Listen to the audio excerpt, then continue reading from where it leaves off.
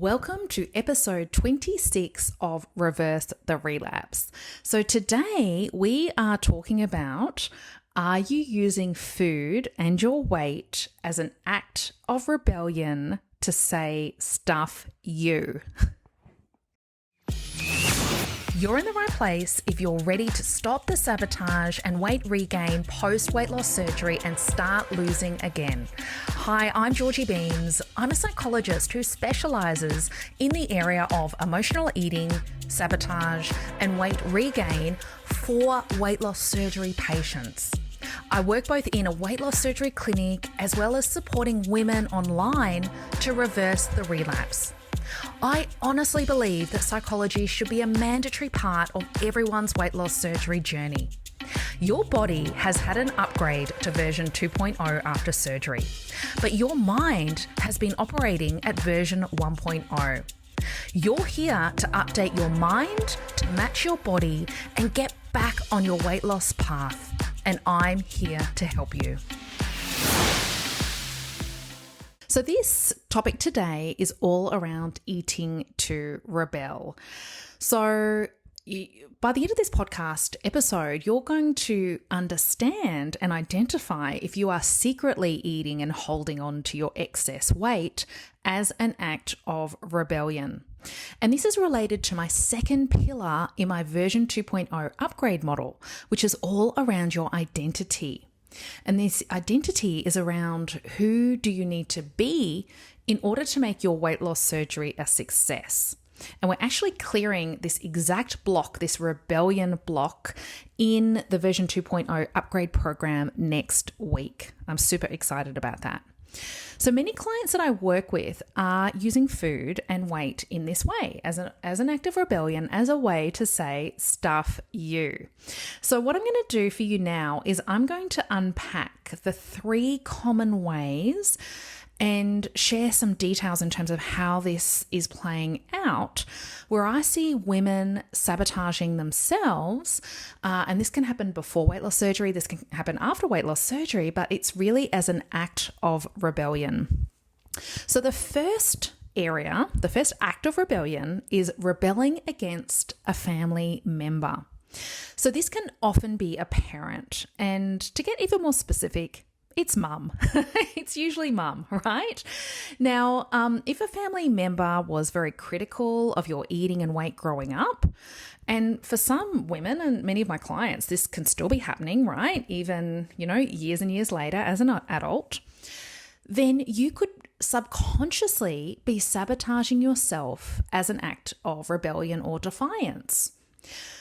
So this could look like perhaps mum took you to your first Weight Watchers meeting at the age of 10. I've heard that so many times before.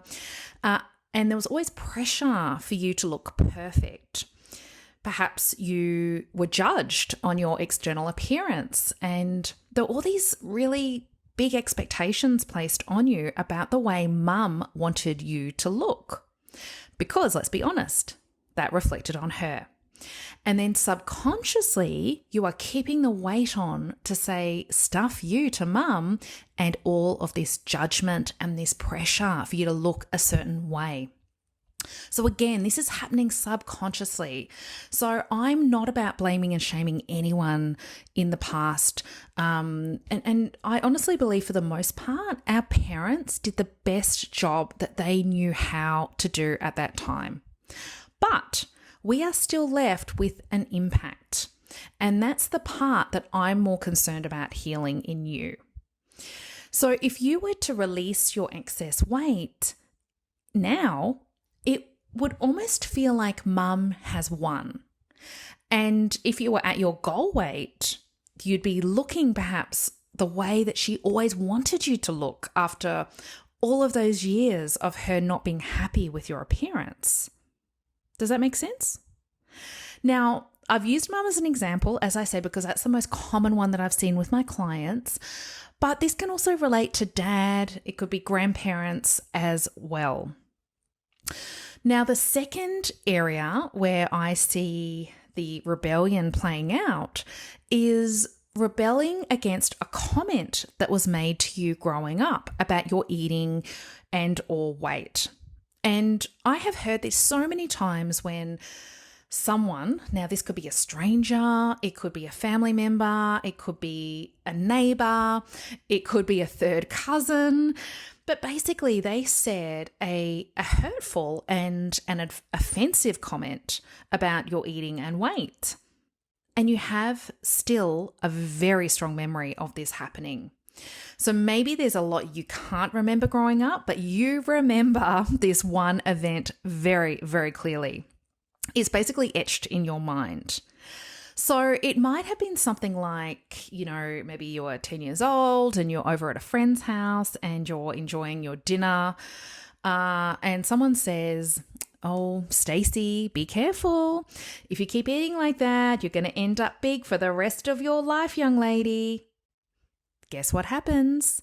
You've internalized that comment and it has come into fruition, meaning whatever was said in the comment is what you are now.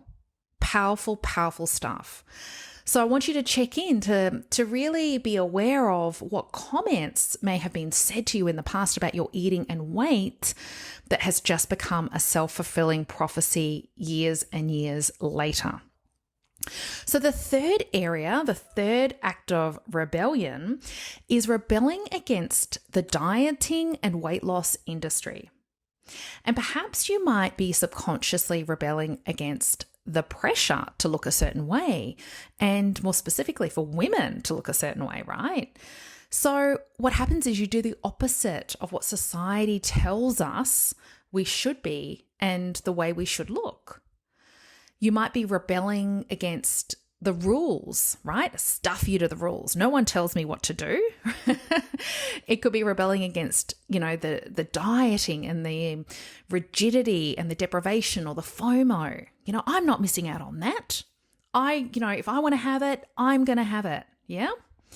So, as I said, this is rebelling against years of dieting in the past. And subconsciously, you might be saying stuff you to the dieting and the weight loss industry. So does that resonate with you? So I want you to have a think about which of these three areas might be playing out for you. Thank you for listening to the podcast. If this is resonating with you, I invite you to watch my free training and learn the 3 secrets that every weight loss surgery patient should know before and after surgery. So go to www.georgiebeames.com and you'll find the training link on the home page. So here's the thing. Often these messages were internalized at a young age, and we haven't even stopped to consider whether it serves us to continue to rebel in this way. Also, I've got clients who are still using their eating and weight to rebel against their mother, and their mother passed away 10 years ago. So it actually doesn't matter at a subconscious level. You're still in the grip of it. So here's your transformation takeaway. I want you to ask yourself, am I using my eating and weight as a form of rebellion? Is it serving me? Is it making me happy? Or is it coming at a huge cost? So when you rebel, you don't have a choice. Rebellion is just a reaction. And if it's not working for you, it's time for you to take your power back. It's time for you to let this go. Even if you've been carrying around this dead weight, like literally, for 5, 10, maybe 30, even 40 years. But the great thing is that you get to choose now. You get to choose how you eat. You get to choose what you want to weigh. Take your power back from mum. Take your power back from that third cousin or that stranger. And take your power back from the dieting industry. So it's time to forgive and move on, or just move on. So if you'd like to clear this rebellion block at a subconscious level, please send me an email at info@georgiebeames.com and I will share with you how you can do that. So thank you for listening. I hope this is resonating with you. I love going deep with you and talking about these real issues and challenges that are leading to our weight plateauing, our weight regain, and sabotage with our eating. Thank you for being here. I appreciate you all, and I will see you in the next episode. Bye for now. Bye for now.